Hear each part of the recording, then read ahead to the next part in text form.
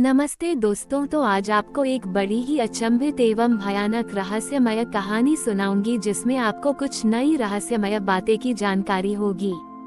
तो कृपा करके अभी चैनल को सब्सक्राइब कर ले। यह मेरा दूसरा नया चैनल है ताकि और भी रहस्यमय कहानी सबसे पहले आप तक पहुंचे। धन्यवाद। तो सुनिए। भारत के मध्य प्रदेश के घने जंगलों के बीच विंध्याचल की एक निर्जन पर्वत श्रृंखला में एक ऐसा गुफा स्थित था जिसे अघोर गह्वर कहा जाता था। लोक कथाओं में ये गुफा एक पवित्र और भयानक स्थान मानी जाती थी, जहाँ केवल विशेष संत ही प्रवेश कर सकते थे, वे जो अघोरपथ के साधक होते।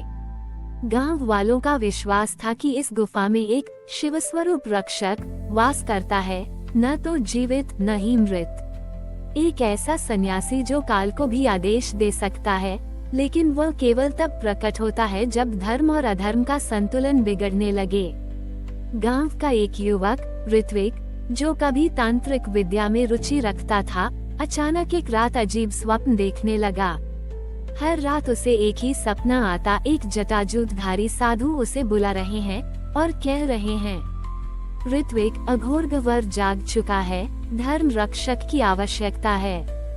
उसके चारों ओर चिता की राख, अग्नि की लपटें और एक रहस्यमय त्रिशूल दिखाई देता, जिसके शीर्ष पर 3 खोपड़ियां टंगी होती। वो डरकर जाग उठता, लेकिन सपनों की शक्ति बढ़ती गई। एक दिन वह गांव के पुराने तांत्रिक महानंद बाबा के पास गया, जिन्होंने ये सुनते ही गंभीर स्वर में कहा, तू चुना गया है बालक। अघोर गह्वर किसी को यूं ही नहीं बुलाता, लेकिन याद रख, वहाँ प्रवेश एक जीवन नहीं, 7 जन्मों की शर्त है। ऋत्विक ने 11 दिन तक मौन व्रत, शव साधना और अघोर मंत्रों का जाप किया। एक अंधेरी रात वह गुफा की ओर निकला। जब वह अघोर गह्वर पहुंचा, तो द्वार अपने आप खुल गया। अंदर एक अजीब आहत और डर दोनों एक साथ समाहित थे। गुफा के अंदर समय थम गया। एक विशाल शिवलिंग के समक्ष चिता जल रही थी और उसके बीच बैठा था वही जटाजूटधारी साधु, आंखें बंद लेकिन शव के ऊपर ध्यानमग्न। वह साधु अचानक बोल पड़े, बिना आंखें खोले, ऋत्विक, तू आया है, समय समीप है, अधर्म फिर उठ खड़ा हुआ है और उसे रोकने के लिए तुझे मेरा उत्तराधिकारी बनना होगा। ऋत्विक घबरा गया। मैं कैसे? साधु बोले, तुझे अग्निपथ से गुजरना होगा, जहाँ तेरे 7 जन्मों के पाप खड़े होंगे तेरे सम्मुख। यदि तू उन्हें स्वीकार कर पाया, तभी तू अघोरपथ का रक्षक बन पाएगा। ऋत्विक को एक अग्निकुंड में बैठाया गया। वहाँ उसके सामने उसके पूर्व जन्मों की घटनाएं प्रकट होने लगी। कभी वह एक निर्दयी सेनापति था, कभी एक विश्वासघाती राजगुरु और कभी एक धन के लालची तांत्रिक। हर जन्म की पीड़ा उसे महसूस होने लगी। शरीर जलने लगा, लेकिन उसने हार नहीं मानी। अंततः अंतिम परीक्षा में एक आवाज आई, यदि तुझे शक्ति दी जाए, क्या तू उसे अपने लिए प्रयोग करेगा? ऋत्विक ने उत्तर दिया, नहीं, शक्ति का मूल्य है त्याग, और अघोर वही है जो संसार में रहते हुए भी संसार से ऊपर हो। तभी अग्नि शांत हो गई। ऋत्विक की आंखें खुली तो उसके हाथ में त्रिशूल था। उसकी जटा से भस्म गिर रही थी और उसके शरीर पर अघोरी चिन्ह उभर चुके थे। वह अब सामान्य मनुष्य नहीं था।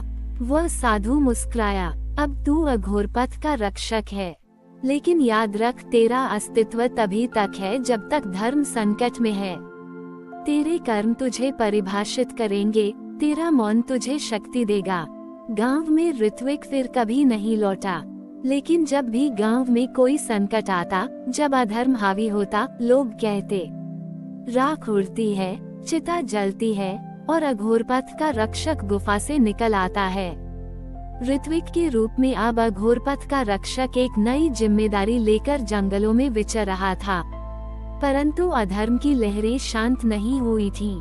दूर से एक भयंकर आहट सुनाई दी, मानो किसी ने मृत्यु के द्वार को फिर से खोल दिया हो।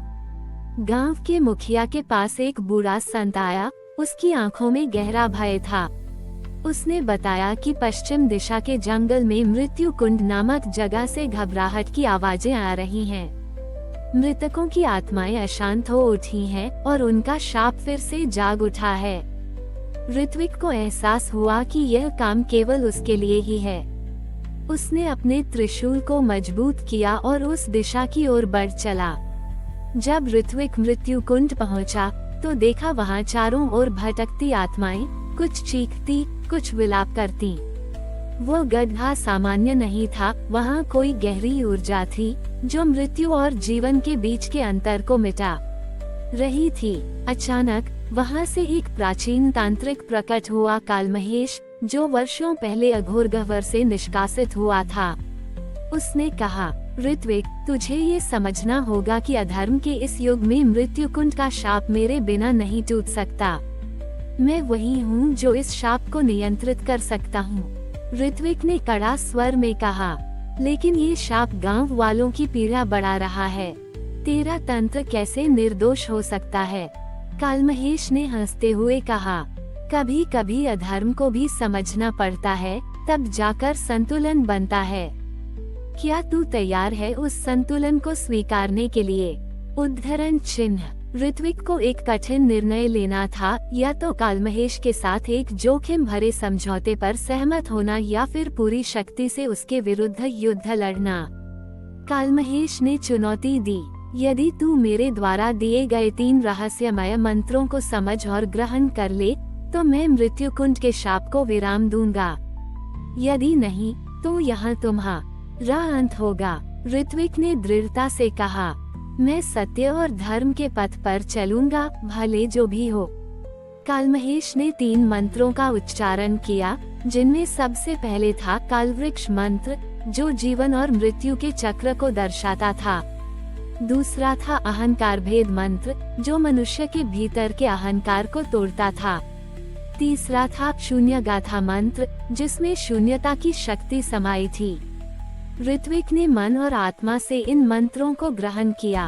उस प्रक्रिया में उसे अपने भीतरी भय और लालच से लड़ना पड़ा। उसकी आत्मा जैसे जल रही थी, लेकिन उसने हार नहीं मानी। जब ऋत्विक ने अंतिम मंत्र की गूंज पूरी कर ली, तो मृत्यु कुंड में अजीब सा सन्नाटा छा गया। भटकती आत्माएं धीरे धीरे शांति की ओर बढ़ने लगीं। कालमहेश ने मुस्कुराते हुए कहा, तू सचमुच अघोर पथ का रक्षक है। मैंने तेरा परीक्षण लिया और तू सफल रहा। अब मृत्यु कुंड मुक्त है, लेकिन याद रख, ये लड़ाई केवल शुरुआत है। उद्धरण चिन्ह। ऋत्विक जब लौट रहा था, तो उसे एक अंधेरी परछाई ने देखा। वह आवाज आई, धर्म की रक्षा करना कठिन है, क्योंकि अधर्म छुपा रहता है हर रूप में। सावधान रह ऋत्विक, तेरा असली संघर्ष अब शुरू होता है। गांव लौटकर ऋत्विक ने देखा कि लोग अब भी उसे निहार रहे थे जैसे कोई देवता। पर वह जानता था, उसकी यात्रा अब बड़ी ही समाप्त नहीं हुई थी। ऋत्विक के लौटने के बाद भी गांव में एक अजीब सी अशांति फैल गई थी। एक रात जब पूरा गांव सो रहा था, तो अचानक से जंगलों से भयंकर गरज सुनाई दी। एक घना कुहासा छा गया और उस कुहासे के बीच से एक रहस्यमय स्वर उठा, मानो कोई प्राचीन शक्ति जाग रही हो। ऋत्विक ने अपने त्रिशूल को कस लिया। उसे महसूस हुआ कि अधर्म फिर से अपने रूप बदल कर आने वाला है। इस बार वह पहले से भी भयंकर और घातक था। अगले दिन गांव के चरवाहों ने बताया कि जंगल में एक काले कवचधारी योद्धा देखा गया है। उसकी आंखें आग जैसी जल रही थीं और उसके साथ अशुभ ऊर्जा व्याप्त थी। ऋत्विक ने महानंद बाबा से इस घटना के बारे में पूछा। बाबा ने गंभीर होकर कहा, ये वही काल राक्षस है जो सदियों से हमारे बीच छुपा हुआ था। वह अघोरगह्वर के प्राचीन रक्षक का शत्रु है। यदि वह जाग गया, तो पूरे क्षेत्र की तकदीर बदल जाएगी। ऋत्विक को एक प्राचीन पुस्तक मिली, जिसमें बताया गया था कि अघोरगह्वर की रक्षा के लिए एक बार काल राक्षस और अघोर के बीच भीषण युद्ध हुआ था। युद्ध इतना भयंकर था कि पर्वत फट गए, नदियां सूख गईं और कई संतवीर प्राण त्याग गए। लेकिन अघोर ने अपनी शक्ति के बल पर काल राक्षस को पर्वत के अंदर एक अनंत काल के लिए बंद कर दिया था। अब वो कैद टूटने की कगार पर था। ऋत्विक ने गांव के सभी पुरोहितों और साधुओं को एकत्रित किया और एक विशेष यज्ञशाला तैयार की। यज्ञ में अग्नि, जल, वायु और पृथ्वी के तत्वों का सम्मिलित आवाहन किया गया ताकि काल राक्षस की शक्ति को रोकने के लिए प्रबल शक्ति उत्पन्न की जा सके। ऋत्विक ने अघोर मंत्रों का उच्चारण करते हुए खुद को युद्ध के लिए तैयार किया।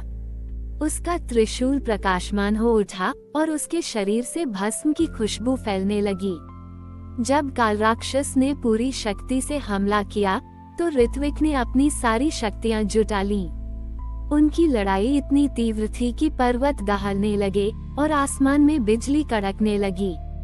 ऋत्विक ने अपने त्रिशूल से एक विशेष मंत्र पढ़ा जिससे काल राक्षस के कवच में दरारें पड़ने लगी। अंत में अपनी प्राणपण की ताकत से उसने काल राक्षस को पुनः गुफा में बंद कर दिया। लड़ाई के बाद गांव में फिर से शांति लौट आई। ऋत्विक ने समझा कि धर्म की रक्षा एक सतत प्रक्रिया है जिसमें कभी हार नहीं माननी चाहिए। गांव वाले ऋत्विक को अघोर पथ का अमर रक्षक मानने लगे, पर वह जानता था कि कहीं न कहीं अभी भी अधर्म छुपा बैठा है और उसकी मुस्तैदी जरूरी है। ऋत्विक गांव के बाहर एकांत में बैठा था, अपने भीतर के प्रश्नों से जूझ रहा था। उसने कई लड़ाइयां लड़ी, कई रहस्यों को जाना, पर अब उसे एक गहरा सत्य समझना था, क्या धर्म और अधर्म केवल बाहरी लड़ाई है या यह उसके भीतर की भी लड़ाई है। उसने अपने हृदय की गहराई में उतर कर देखा। वहाँ एक अंधेरा और एक प्रकाश दोनों समाये हुए थे।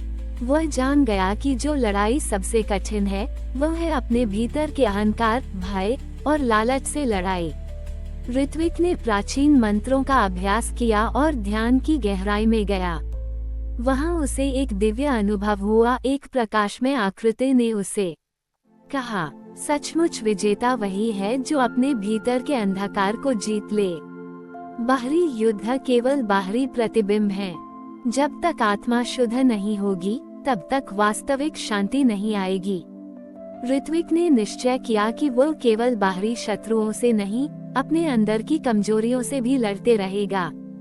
गांव में एक दिन ऋत्विक ने घोषणा की कि वह अघोरपथ की गुफा में अंतिम तपस्या करेगा, जहां से उसकी शक्ति आती है। वह चाहता था कि उसकी तपस्या से गांव के सभी लोग धर्म और सत्य की गहराई को समझें। गांव वाले, साधु और संत सब वहां एकत्रित हुए। ऋत्विक ने कहा, ये यात्रा केवल मेरी नहीं, ये हम सभी की है। धर्म की रक्षा तभी संभव है जब हम अपने अंदर के अंधकार को दूर करें। ऋत्विक की तपस्या के बाद एक दिव्य प्रकाश फूटा। वह प्रकाश पूरे क्षेत्र में फैल गया, जिसने हर मनुष्य के भीतर छिपे भय और अधर्म को दूर किया। गांव के लोग अब न केवल बाहरी रूप से बल्कि अपने दिल और आत्मा से भी शुद्ध हो गए थे। ऋत्विक ने जाना उसका असली संघर्ष समाप्त नहीं हुआ, लेकिन उसने अपने भीतर की शांति पाली थी। यही वह शाश्वत प्रकाश था जो हर अंधकार को मिटा सकता है। अघोरपथ की यह कथा यहीं समाप्त नहीं होती। ये कथा हर उस व्यक्ति की है जो धर्म और अधर्म के बीच अपनी आत्मा की लड़ाई लड़ रहा है। और ऋत्विक की तरह हर कोई अपने भीतर की यात्रा से ही सच्चे विजेता बन सकता है। ऋत्विक की तपस्या के कुछ महीने बाद गांव में एक अनजान साधु आया।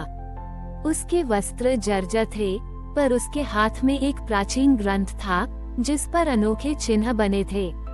वह साधु गांव के मंदिर में आया और सभी से बोला, जो सत्य तुम्हें ऋत्विक ने दिखाया वह एक शुरुआत मात्र है। अब तुम्हें समय सूत्र का रहस्य समझना होगा, वह सूत्र जो समय और धर्म के चक्र को नियंत्रित करता है। गांव में चर्चा फैल गई। ऋत्विक ने उस साधु से मिलने का निश्चय किया। साधु ने ऋत्विक को बताया कि समय सूत्र एक प्राचीन तंत्र है जो अघोर गह्वर की सबसे गुप्त शक्तियों को जोड़ता है। इसके बिना धर्म और अधर्म का चक्र बराबर नहीं रह सकता। समय सूत्र के 3 तंतु हैं: अतीत का ज्ञान, वर्तमान का बोध और भविष्य की दृष्टि। इन तंतुओं को समझकर ही कोई सच्चा रक्षक बन सकता है। साधु ने समझाया। ऋत्विक ने महसूस किया कि यह ज्ञान अब उसकी शक्ति का अगला चरण था। साधु ने ऋत्विक को समय की गुफा की ओर निर्देशित किया, वो गुफा जहाँ समय की धारा एक दूसरे से मिलती है। वहाँ जाकर ऋत्विक ने अपने भीतर के 3 तंतुओं को समझने की कोशिश की। पहले उसने अतीत की यादों में डूबकर अपने पूर्वजों के संघर्ष देखे, फिर वर्तमान में अपने कर्तव्यों और दायित्वों का मूल्य समझा। अंत में भविष्य की अस्पष्ट परछाइयों में एक भयावह चेतावनी देखी, एक बड़ा अधर्म फिर से जाग सकता है। ऋत्विक ने गुफा से बाहर आते हुए उस भयावह भविष्य को बताया। गांव वाले घबरा गए, पर ऋत्विक ने कहा, ये भविष्य है जो अभी लिखा नहीं है। यदि हम एकजुट होकर समय सूत्र के तंतु समझें और सही मार्ग पर चलें, तो हम उस अधर्म को रोक सकते हैं। साधु ने कहा, समय सूत्र की शक्ति तुम्हारे भीतर है, पर इसे जागृत करना होगा। ऋत्विक ने गांव के लोगों को समझाया कि धर्म और अधर्म केवल 2 विरोधी नहीं, बल्कि जीवन के 2 पहलू हैं। दोनों के बीच समरसता, संतुलन की सच्चा रास्ता है। उन्होंने मिलकर समरसता यज्ञ का आयोजन किया, जिसमें सभी ने अपने अंदर के द्वंद्व को पहचान कर उसे शांति देने का संकल्प लिया। समरसता यज्ञ के बाद ऋत्विक के भीतर समय सूत्र की शक्ति धीरे धीरे जागने लगी। तभी साधु ने उसे बताया कि समय सूत्र की शक्ति को पूरी तरह हासिल करने के लिए 3 कठिन परीक्षाओं को पार करना होगा। पहली परीक्षा थी अतीत के पर्दे के पार जाना। ऋत्विक को अपने पूर्वजों की आत्माओं के साथ संवाद करना था, जो एक रहस्यमय लोक में बंधे थे। वहां उसे उनके द्वारा छिपाए गए ज्ञान और रहस्यों को समझना था, जो भविष्य के लिए मार्गदर्शक बनेंगे। ऋत्विक ने ध्यान की गहराई में उतरकर उस लोक में प्रवेश किया। उसने अपने पूर्वजों की कहानियां सुनी, उनकी तपस्या, उनक ए संघर्ष और उनके बलिदान। उनमें से एक प्राचीन साधु ने कहा, धर्म और अधर्म के चक्र में फंसे रहना कोई विजय नहीं। सच्ची विजय तब होगी जब तू स्वयं को समझे और समय के प्रवाह को अपनाए। ये संदेश ऋत्विक के लिए एक नए अध्याय की शुरुआत थी। दूसरी परीक्षा में ऋत्विक को अपने वर्तमान जीवन में सबसे बड़ा संकट सामना करना पड़ा। एक शक्तिशाली तांत्रिक ने गांव पर हमला किया, जो अधर्म की ऊर्जा से भरा था। ऋत्विक ने अपनी नई जागी हुई शक्तियों का प्रयोग करते हुए उस तांत्रिक से मुकाबला किया। ये लड़ाई न केवल शारीरिक थी, बल्कि मानसिक और आध्यात्मिक भी थी। लड़ाई के बाद ऋत्विक ने उस तांत्रिक को पकड़ लिया। तांत्रिक ने बताया कि वह अधर्म की एक बड़ी योजना का हिस्सा था, जिसका उद्देश्य समय के चक्र को उलट देना था। अगर हम समय का नियंत्रण पा गए, तो धर्म और अधर्म का भेद मिट जाएगा और अंधकार हमेशा के लिए छा जाएगा, तांत्रिक ने धमकी दी। तीसरी और अंतिम परीक्षा थी भविष्य की अनिश्चितता को स्वीकार करना। ऋत्विक को अपने भविष्य की वह परछाई देखनी थी, जो अंधकार और प्रकाश दोनों का मिश्रण थी। उसे समझना था कि भविष्य कभी तय नहीं होता, बल्कि हर निर्णय और कर्म से बनता है। ऋत्विक ने अपने भीतर गहराई से प्रतिबिंबित किया और समझा कि उसका कर्म ही उसके और उसके गांव के भविष्य का निर्धारण करेगा। तीनों परीक्षाएं पार कर ऋत्विक ने समय सूत्र की संपूर्ण शक्ति प्राप्त की। वह अब न केवल एक योद्धा था, बल्कि एक दृष्टा और मार्गदर्शक भी बन गया था। गांव में उसने एक नया मंदिर बनाया, समय सूत्र मंदिर, जहां धर्म और अधर्म के बीच संतुलन की पूजा होती थी। समय सूत्र मंदिर के स्थापना के कुछ दिन बाद एक गहरा अंधेरा छाया। एक रहस्यमय महिला गांव आई, जिसके चेहरे पर एक अनकहा दर्द था और आंखों में कई साजिशों का भेद छुपा था। वो खुद को कालिका कहती थी। कालिका ने गांव के लोगों से कहा, मैं कालचक्र की रक्षक हूँ। समय की उस धारा में असंतुलन आ रहा है, जो तुम्हारे और मेरे भविष्य को खतरे में डाल सकता है। ऋत्विक ने कालिका से पूछा, तुम कौन हो और तुम्हारा कालचक्र से क्या संबंध है? उद्धरण चिन्ह। कालिका ने कहा, मैं एक समय यात्री हूँ। मैं भविष्य से आई हूँ, जहाँ समय का चक्र टूट चुका है और अधर्म ने सत्ता हावी कर ली है। तुम्हें मेरी मदद करनी होगी ताकि यह त्रासदी यहाँ न हो। कालिका ने समझाया कि समय सूत्र में एक छिपा हुआ तंतु है, काल चक्र, जो समय के चक्र को सही बनाता है। अगर काल चक्र टूट गया, आप तो अतीत, वर्तमान और भविष्य में अनंत अराजकता फैल जाएगी। तुम्हें काल चक्र की रक्षा करनी होगी, कालिका ने कहा। ऋत्विक ने कालिका को अपना साथी बनाया। साथ ही गांव के कुछ बहादुर युवाओं को भी चुना जो कालचक्र की रक्षा के लिए प्रशिक्षित किए जाने थे। वे सब मिलकर एक गुप्त योजना बनाते हैं जिससे समय के प्रवाह को स्थिर रखा जा सके। लेकिन अधर्म के शक्तिशाली एजेंट समय के प्रवाह को तोड़ने के लिए सक्रिय हो गए। एक भयंकर युद्ध की शुरुआत हुई, समय के लिए लड़ाई जो सामान्य लड़ाई से कहीं अधिक खतरनाक और जटिल थी। ऋत्विक, कालिका और उनके साथी एक साथ खड़े होकर इस महायुद्ध का सामना करने को तैयार थे। अधर्म के एजेंटों ने गांव के बाहर एक विशाल सेना खड़ी कर दी। ये सिपाही न केवल साधारण योद्धा थे, बल्कि समय को तोड़ने और उसकी धारा को उल्टने वाली शक्तियों से लैस थे। ऋत्विक और कालिका ने गांव वालों को संगठित किया और एक गुप्त अड्डे में प्रशिक्षण शुरू किया। समय की गुफा, जहां से समय सूत्र की शक्ति आती थी, सबसे महत्वपूर्ण रक्षा क्षेत्र था। यदि यह गुफा गिर गई, तो समय का चक्र टूट जाएगा। ऋत्विक ने स्वयं उस गुफा की रक्षा का नेतृत्व संभाला, जबकि कालिका और बाकी साथी गांव की सीमा पर तैनात हुए। अधर्म के सिपाहियों ने अचानक हमला कर दिया। पहली लड़ाई बेहद भीषण थी। ऋत्विक ने अपने अंदर जागी शक्तियों का उपयोग करते हुए तांत्रिक मंत्रों के साथ युद्ध किया। कालिका ने भी भविष्य दृष्टि का प्रयोग कर सैनिकों के कदम पहले ही जान लिए, पर लड़ाई में कई घायलों और घायल सैनिकों ने हिम्मत नहीं हारी। लड़ाई के बीच एक रहस्यमय सैनिक ने समय सूत्र का एक तंतु चुरा लिया। ये तंतु कालचक्र को स्थिर रखने में अहम भूमिका निभाता था। ऋत्विक और कालिका को तुरंत उस तंतु को वापस पाना था, वरना पूरे समय का प्रवाह अस्त व्यस्त हो जाएगा। गुप्त खुफिया जानकारी से पता चला कि तंतु को एक पुराने दुश्मन के पास ले जाया गया है, जो एक प्राचीन किले में छुपा हुआ है। ऋत्विक और उसके साथी उस किले की ओर चल पड़े। ऋत्विक और उसके साथी सुबह के पहले पहरे में उस किले के पास पहुँचे। किला विशाल, प्राचीन और सूना था। उसकी दीवारों पर अजीब से तंत्र चिन्ह उकेरे हुए थे, जो अधर्म की ऊर्जा को दर्शा रहे थे।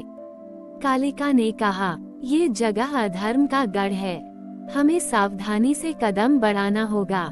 किले के भीतर एक गुप्त मार्ग था, जिसे सिर्फ वही लोग खोज सकते थे जिनके भीतर समय सूत्र की शक्ति थी। ऋत्विक ने अपनी शक्ति का उपयोग किया और मार्ग खोज निकाला। वे अंदर घुसे तो महसूस हुआ कि हवा में एक अजीब सी ठंडक और भय था। किले के अंदर ऋत्विक की टीम को अनेक प्रकार के जाल और तंत्रों का सामना करना पड़ा। कुछ स्थानों पर समय धीरे धीरे स्थिर हो रहा था, जिससे हर वस्तु और व्यक्ति जैसे जम गई हो। अचानक एक छाया प्रकट हुई। वो किले का अधर्मी संरक्षक था, जिसका नाम था कालसर्प। कालसर्प एक भयावह आकृति थी। उसकी आंखें ज्वालामुखी की तरह जल रही थीं। उसने ऋत्विक और उसके साथियों पर तांत्रिक जाल फेंके। ऋत्विक ने अपने समस्त ज्ञान और शक्ति का उपयोग कर उसका मुकाबला किया। कालिका ने समय सूत्र की ऊर्जा से कमजोर करने की कोशिश की।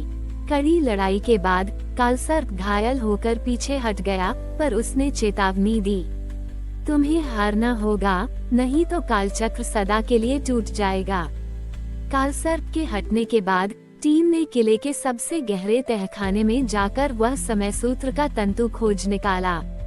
लेकिन तंतु को छूते ही ऋत्विक ने एक भविष्य दृष्टि देखी, एक महान युद्ध जिसमें अधर्म और धर्म के बीच अंतिम निर्णायक लड़ाई होगी।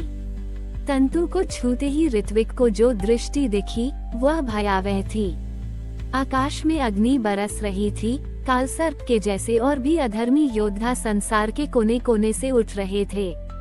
समय की रेखाएं टूट रही थीं, लेकिन उस सब के बीच एक दीपक जल रहा था, एक अंतिम रक्षक जो अधर्म के महासागर में भी अडिग खड़ा था। ऋत्विक समझ गया, वह दीपक वही है समय सूत्र का तंतु वापस मंदिर में स्थापित किया गया। जैसे ही तंतु अपनी जगह पहुंचा, पूरे ब्रह्मांड में एक कंपन हुआ।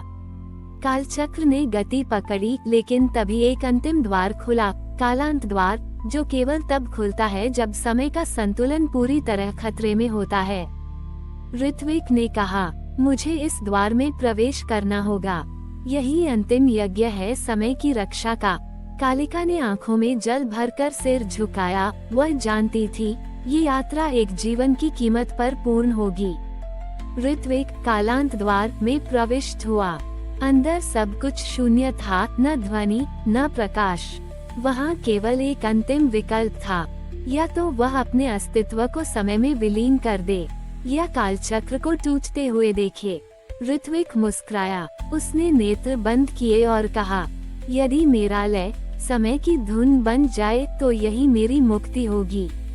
और उसी क्षण उसकी आत्मा एक ज्वाला बनकर समय में समाहित हो गई। बाहर कालिका ने देखा, मंदिर के ऊपर एक दिव्य प्रकाश फैला। हवा में शांति थी और समय स्थिर नहीं बल्कि सुव्यवस्थित था। गांव के लोग समय के प्रेरी बन गए।